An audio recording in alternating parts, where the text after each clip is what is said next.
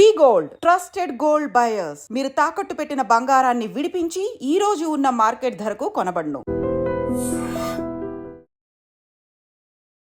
Hi hello నమస్తే, welcome back to iDream media. ఈరోజు మనతో ఉన్నారు ఎంఫీ సర్టిఫైడ్ మ్యూచువల్ ఫండ్ డిస్ట్రిబ్యూటర్ అయిన బోనిగల సలోమన్ గారు. సార్తో మాట్లాడతాం.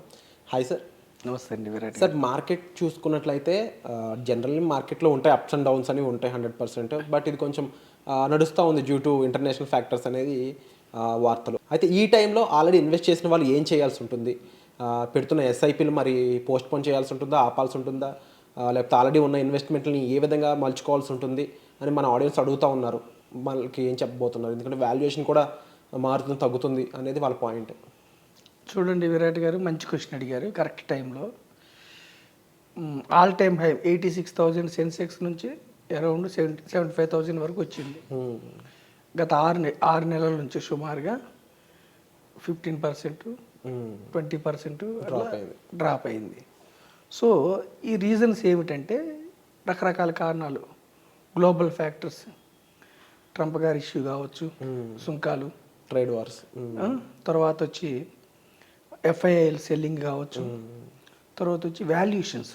మెయిన్ వాల్యుయేషన్స్ అంటే ఏమిటి? ఫస్ట్ ఇప్పుడు ఎప్పుడు కూడా ఒక కంపెనీ యొక్క షేర్ వాల్యూ, విరాట్ గారు, ఆ కంపెనీకి వచ్చే నెట్ ప్రాఫిట్స్ని బట్టి, నెట్ ప్రాఫిట్స్ బాగుంటే షేర్ వాల్యూ పెరుగుతుంది. అంటే జనాలు ఆ కంపెనీలో కొనడానికి ఇష్టపడతారు. నెట్ ప్రాఫిట్స్ తగ్గినప్పుడు షేర్ వాల్యూ తగ్గుతుంటుంది. అయితే ఇక్కడ వాల్యుయేషన్స్ ఎక్కువ ఉన్నాయని ఎఫ్ఐఐఎల్ సెల్ చేసి వెళ్తున్నారు, ఒక కారణం. రెండవది ఏమిటి? మన రూపీ డిప్రిసియేట్ అవుతుంది కాబట్టి, డాలర్ స్టేబుల్ అవుతుంది కాబట్టి సేఫ్ ఇన్స్ట్రుమెంట్లో పెట్టుకుందాం, గోల్డ్ కూడా సేఫ్, మంచిగా పెరుగుతుంది కాబట్టి సేఫ్ ఇన్స్ట్రుమెంట్ వెళ్దామని వాళ్ళు వెళ్ళటం వల్ల మార్కెట్స్ డౌన్ అవుతున్నాయి. ఇప్పుడు వాల్యుయేషన్స్ అంటే ఏమిటి? ఇప్పుడు ఒక కంపెనీ ఉంది విరాట్ గారు, ఆ కంపెనీ యావరేజ్గా ఎవ్రీ ఇయర్ ఒక 6% ప్రాఫిట్ వస్తుంది అనుకోండి. షేర్ వాల్యూ కూడా ఎంత పెరగాలి? ఒక 6%, 7%, 8% పెరగాలి. గత 5 ఏళ్ల నుంచి ఏమైందంటే విపరీతంగా మన ఇండియాలో స్టాక్ మార్కెట్ గురించి తెలుసుకొని ఇన్వెస్ట్ చేసుకునే వాళ్ళు ఎక్కువ ఉండటం వల్ల mid cap, small cap, even large caps కూడా ఫ్లోస్ ఎక్కువ రావటం వల్ల వాల్యుయేషన్స్ కంటే ఎక్కువ పెరిగినాయి షేర్ వాల్యూ. షేర్ వాల్యూ ఎప్పుడు కూడా కంపెనీకి వచ్చే ప్రాఫిట్స్ని బట్టి రీజనబుల్గా పెరగాలి. Price by earning ratio, price divided by earning per share. ఎక్కువ పెరిగినప్పుడు ఏమైందంటే మార్కెట్ దానికి అదే, మార్కెట్కు ఉన్న గుణం ఏమిటంటే దానికి అదే సెటిల్ చేసుకుంటుంది. ఇప్పుడు అందరూ ఏం ఊహించారండి? మొన్న బడ్జెట్లో నిర్మలా సీతారామన్ గారు వేతన జీవులకి 12.75 వరకు ట్యాక్స్ లేదనగానే ఏమనుకున్నారు? పెరుగుతుందని. అందరూ ఊహించిన దానికి ప్రకారం ఉండదు. మార్కెట్ ఎప్పుడు దానికి అదే సెట్ చేసుకుంటుంది. సో వాల్యుయేషన్స్ ఎక్కువ ఉన్నప్పుడు ఏమవుతుంది? మళ్ళీ న్యాచురల్ వాల్యుయేషన్స్ వస్తుంది. ఇప్పుడు ఒక ప్లేస్లో ఒక ల్యాండ్ ₹1,00,000 ఉందనుకోండి, గజం, మన హైదరాబాద్లో. అక్కడ ఏదో కారణం వల్ల 1,00,000 ఉన్నది 1,50,000, 2,00,000కు కొంతమంది అమ్మారనుకోండి.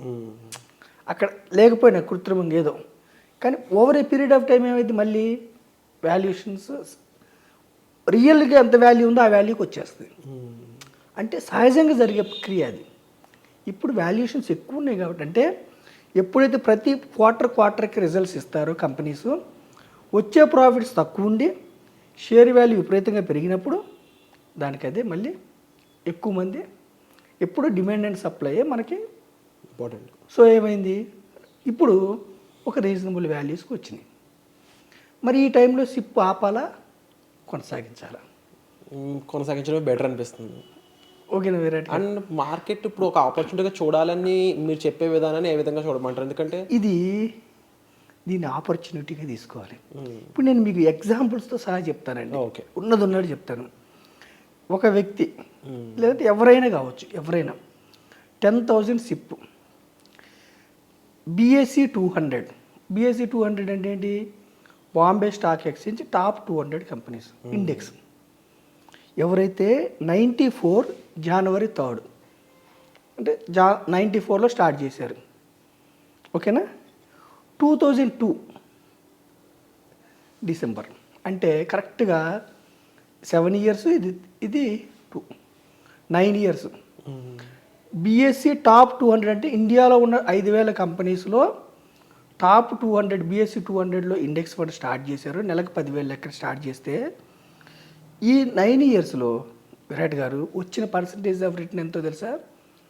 0.6 లెస్ దాన్ 1%. అంటే 9 సంవత్సరాలు బీఎస్సీ 200 రిటర్న్స్ ఇవ్వలేదు. సిప్ ఇండెక్స్ రిటర్న్ ఇవ్వలేదు.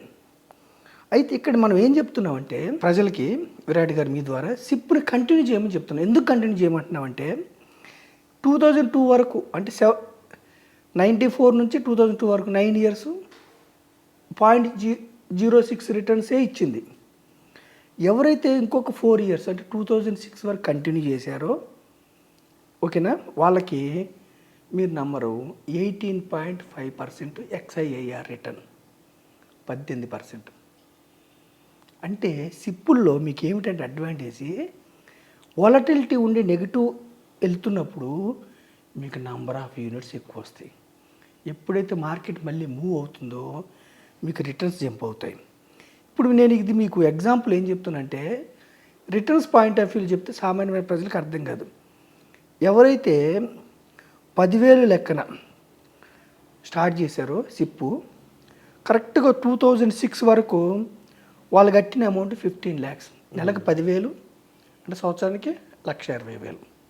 2006 అంటే అక్కడ ఒక 7 ఇయర్స్, ఇక్కడ ఒక 6 ఇయర్స్, 15 సంవత్సరాలు ఎవరైతే కట్టారో 15 లక్షలు వచ్చి 57 లక్షలు అయింది. మీరు చెక్ చేసుకోండి. బీఎస్సీ 200 94 నుంచి 2002 వరకు 0.06 అంటే 1% కంటే తక్కువ, ఇన్ఫ్లేషన్ కూడా బీట్ గల. కానీ నెక్స్ట్ 4 ఇయర్స్ అంటే 2006 వరకు ఎవరైతే కంటిన్యూ చేశారో వాళ్ళకి మీకు 18% రిటర్న్స్ ఇచ్చింది. సరే ఇప్పుడు నేను బీఎస్సీ 200 చెప్పాను. మిడ్ క్యాప్ చెప్తా. మిడ్ క్యాప్ చూడండి, Nifty mid cap 150. Mid cap అంటే ఏమిటి, లార్జ్ క్యాప్ అంటే ఏమిటి విరాట్ గారు? ఇండియాలో ఉన్న టాప్ 100 కంపెనీస్లో పెడితే అది large cap index. Mid cap అంటే 101 నుంచి 250 కంపెనీస్, అది mid cap index. Mid cap కూడా చూడండి, నెలకి 10,000. ఎవరైతే ఇప్పుడు అది 94 నుంచి 2006 వరకు చెప్పే ఎగ్జాంపుల్.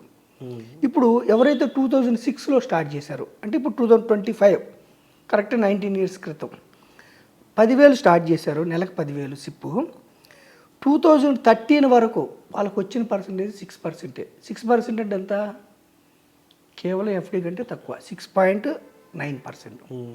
అంటే 2006 నుంచి 2013 వరకు అంటే 7 ఇయర్స్ సిప్ కట్టిన వాళ్ళకి వాళ్ళు నెలకు 10,000 ఎక్కడ 9,60,000 వాళ్ళు కట్టారు. వాళ్ళకి కేవలం 12,71,000 అయ్యింది. అంటే 7%. అయితే ఇక్కడ మీరు చూడండి విరాట్ గారు, 2006లో స్టార్ట్ చేశారు, 13 వరకే కంటిన్యూ చేశారు, వచ్చింది 7%. దేంట్లో? నిఫ్టీ మిడ్ క్యాప్ ఇండెక్స్లో కేవలం 7%. 13 నుంచి 17 వరకు కంటిన్యూ చేశారు, ఇంకొక 3 ఏళ్ళు. దీనివల్ల ఏమైందంటే 17%. అంటే ఎప్పుడు ఒక 10 ఏళ్ళు ఉంటే మార్కెట్లో పతనం ఉంటుంది, బేర్ మార్కెట్ ఉంటుంది, ర్యాలీ ఉంటుంది. సిప్పులో ఏమిటంటే డౌన్ అయినప్పుడల్లా మీకు నెంబర్ ఆఫ్ యూనిట్స్ ఎక్కువ వస్తాయి.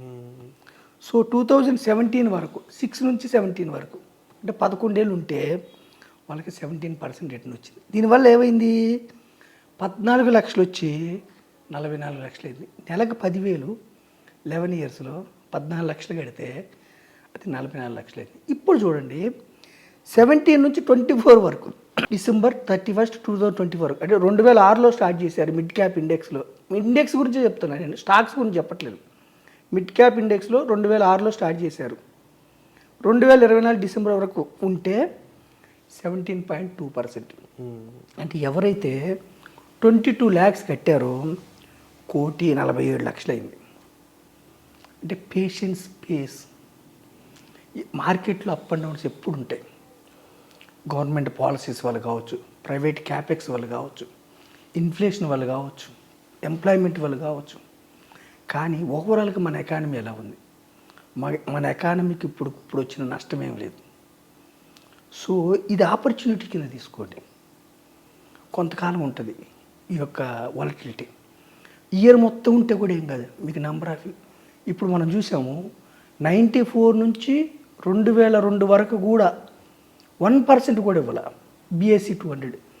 ఇక్కడ మనం BSE 200 గురించి చెప్తున్నాం. ఎందుకు ఎగ్జాంపుల్ అంటే అదే BSE 200 ఇంకొక 4 ఇయర్స్ ఉంటే 18% ఇచ్చింది. అంటే ఒక సంవత్సరంలో 80% ఇచ్చింది. అంటే అంతకుముందు ఇచ్చిన నెగిటివ్ రిటర్న్స్ అన్నీ కవర్ అవుతుంది. సో మనం ప్రజలకి ఏం చెప్తున్నాం అంటే, ఇలాగే నేను మిడ్ క్యాప్ ఇండెక్స్ చెప్పాను. 2006 నుంచి 2025 వరకు స్మాల్ క్యాప్ ఇండెక్స్ తీస్తే కూడా 10,000 సిప్ ఎవరైతే చేశారో స్మాల్ క్యాప్ ఇండెక్స్లో అరౌండ్ 16% రిటర్న్ ఇచ్చింది. అది కూడా 1,30,00,000 1,20,00,000 దగ్గర ఆగి. అంటే నేను ఏం చెప్తున్నానంటే విరాట్ గారు, నెగిటివ్ మార్కెట్స్లో సిప్పులు ఆపొద్దు, యూనిట్స్ యావరేజ్ అవుతాయి. డైరెక్ట్ స్టాక్స్ వేరే. డైరెక్ట్ స్టాక్స్ మీరు ఎక్కడో హైలో కొన్నప్పుడు కుదేలు అయిపోయి మళ్ళీ ఆ వాల్యూ రావడానికి కూడా తంటాలు పడవచ్చు. ఇండెక్స్ ఫండ్లో లేదంటే ఈక్విటీ మ్యూచువల్ ఫండ్లో ఒక డిస్ట్రిబ్యూటర్ ద్వారా వెళ్ళినప్పుడు నెగిటివ్ మార్కెట్లో మీరు ఇన్వెస్ట్ చేస్తూ ఉండాలి. అప్పుడు మీకు మిక్కిలి ప్రయోజనం కలిగింది. లాంగ్ టర్మ్ ఉండాలి. 94 నుంచి 2002 9 ఇయర్స్ కూడా 1% నెగిటివ్ 1% రిటర్న్ మాత్రం ఇచ్చిన BSE 200 ఇంకొక 4 ఇయర్స్ ఉంటే 18% ఇచ్చింది. దీన్ని ఎగ్జాంపుల్గా తీసుకొని మీరు ఏం చేయాలంటే సిప్లు కంటిన్యూ చేసుకోవాలి. అందుకే మనం ఏం చెప్తున్నాము, ప్రజలకి ప్రమోట్ ఏం చేస్తున్నాము, దీర్ఘకాలం, లాంగ్ టర్మ్. దీర్ఘకాలం అంటే రిటైర్మెంట్ కోసం, పిల్లల చదువుల కోసం, లాంగ్ టర్మ్లో అయితేనే పాజిటివ్గా బెనిఫిట్స్ వస్తాయి. ఎందుకంటే ఒక 10 ఇయర్స్ ఉంటే ఆ ఇయర్లో కంపల్సరీగా కరెక్షన్ ఉంటుంది. ఓవర్ వాల్యూషన్ ఆటోమేటిక్ మార్కెట్ అది కదే కుదురుకుంటుంది.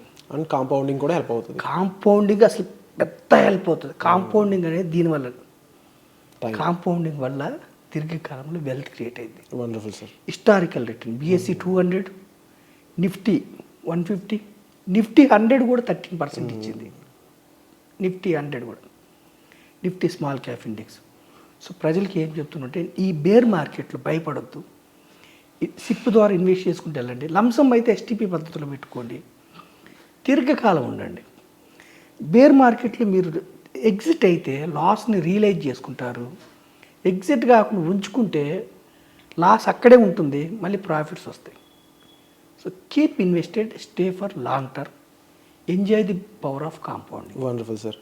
అండ్ ఒక మంచి ఇన్ఫర్మేషన్ అయితే సార్ ఈరోజు ప్రొవైడ్ చేయడం జరిగింది. అండ్ హిస్టారికల్గా ఏం జరిగింది, ఇలా మార్కెట్ పడినప్పుడు అలా ఇన్వెస్ట్ చేసినప్పుడు SIP ఆపకుండా ఉన్న వాళ్ళకి ఎంత మంచి ప్రాఫిట్స్ వచ్చినాయని చెప్పారు. సో ఈ మార్కెట్ అంటే ఫాల్ని కూడా ఒక ఆపర్చునిటీగా చూడండి మీరు. దీనికి సంబంధించి మరిన్ని డీటెయిల్స్ కావాలంటే డిస్ప్లే అవుతున్న నెంబర్స్ కాల్ చేసి మీరు సార్ని సంప్రదించవచ్చు.